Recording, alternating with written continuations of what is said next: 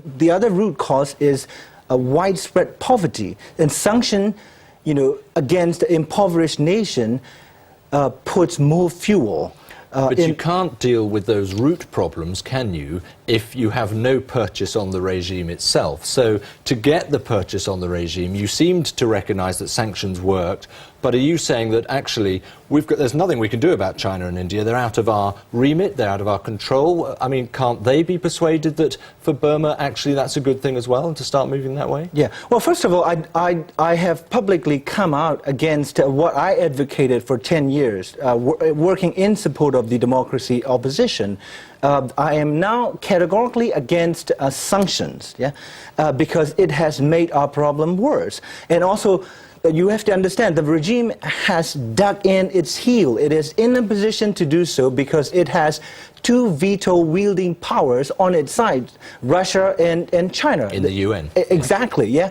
And so Security Council route is really a dead end. It has been proven, and the other thing is that the ASEAN's constructive engagement approach has not worked. They have ASEAN admitted Burma into their fold back in 1997. 10 years. But ASEAN is now prepared to monitor human rights issues. Burma has signed up to that. That's right. Is that a step forward? It is a step forward, particularly in a region where every single regime has skeletons in its closet.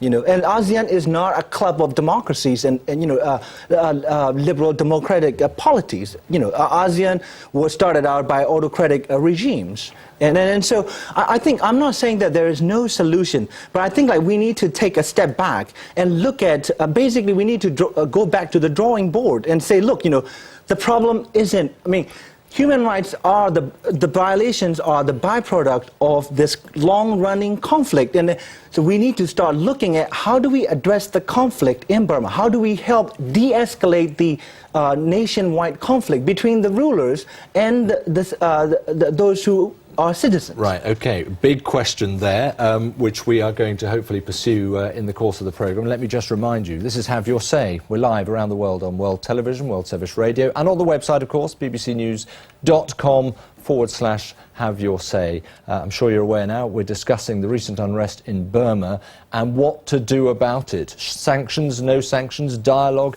no dialogue. Well, we'd very much like to hear from you as well, and this is how you get in touch with us. You can phone Have Your Say on 442087495353 or email us. The address is haveyoursay@bbc.co.uk. You can also send an SMS text message to 447736100100. All of those details and information on other ways to get in touch are on our website, bbcnews.com/haveyoursay. OK, well, keep coming into us, please do. Certainly on the line now is Pancha Chandra. Pancha from Brussels, thanks very much indeed. Sanctions, they ain't working. Yes, but I think there has to be a multi-pronged policy. There has to be a concerted policy, a carrot and stick policy perhaps, with more of the stick. In my opinion, the European Union has the clout to impose tough sanctions on Myanmar. Does it? Well, sorry to interrupt, but you say that. This is very interesting because there was a fascinating European Union report out recently regarding the sale of, indeed, the building of a new helicopter by the Indians, the Indian government, and that helicopter is made along with the expertise of some 6 European countries, EU companies, all contributing to that. Now, the EU have its sanctions against Burma, but India looks like it's going to sell the helicopter on anyway. So let's be honest about this, Pancha. What power does the EU really have to make sanctions stick? Well, I think that India and China have to be brought on board. And if they do not comply with strictures against Burma, then this whole issue has to be debated by the United Nations. And I think India and China will need to have sanctions imposed on them if they carry on. I mean, I have to say, that sounds to me like huge wishful thinking, doesn't it? We've got India and China, two of the biggest booming economies in the world. Who's going to turn around and say, look, for the sake of little Burma, we're not going to do business with you? No, but this is why I mentioned at the start that there has to be a multi-pronged policy using the carrot and the stick, in the sense that India and China have to realize that Burma is the regime in Burma is totally repulsive, and that we as a world community have to take into account the suffering of the common Burmese people. And unless we do something, this situation is just going to become totally untenable. That seems to be the case. Panchachandra, thank you very much for that. We just had an email in from Murnal Kavir in Pune in India. Neighbouring countries like India and China should impose sanctions till democratic rule is established in Burma. It will be a move to establish international brotherhood. Well, Dr. Zarni's with me here. That would be true enough, but I guess you're a sceptic on this one.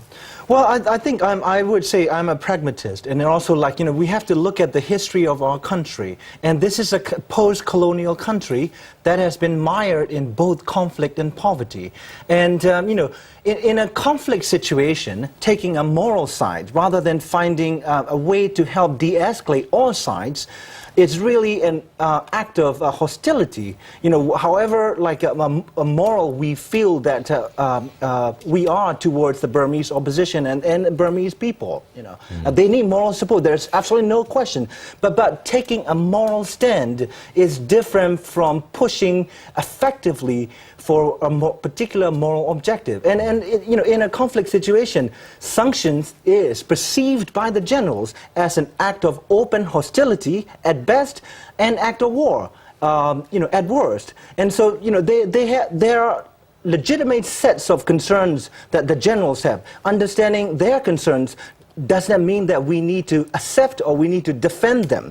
But if we're looking for a conflict resolution or conflict de-escalation solution, then the first step would be understanding what it is that why it is that they are digging in their heels, rather than attributing this evil motives to the entire institution of army. And that's why you need more dialogue as opposed to a bit more carrot and a bit less stick in that respect. Well, the first thing, I think, you need to talk to your enemies, right, or adversaries. Yeah, if you cannot eliminate them, you talk to them. That is the whole crux of diplomacy. Okay, let me take that. We've got another line here. Christine Todd is calling in from Bangkok. Christine, you're in a very sensitive part of the world regarding Burma, aren't you? I wondered what your view was on China in particular.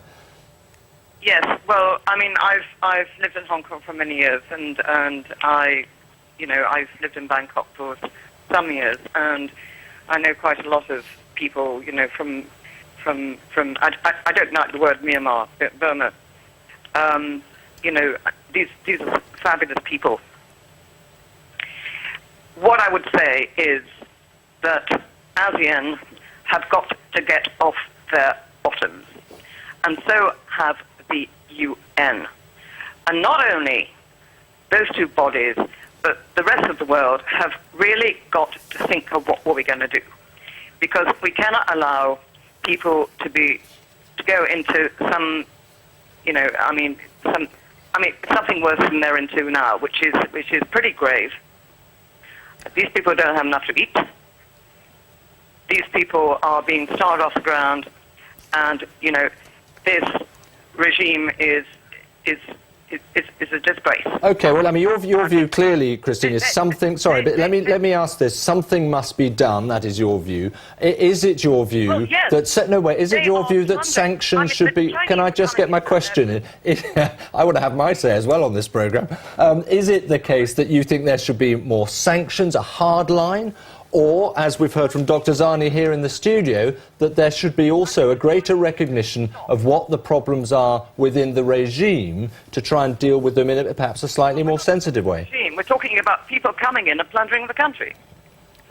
Well, I think we are talking about the regime as well, aren't we? I mean, this is a regime which allows for no movement in terms of democracy. Not to stop the Chinese and, other people coming in to plunder the wealth of the country, you know, and giving absolutely no backup, and and blocking it,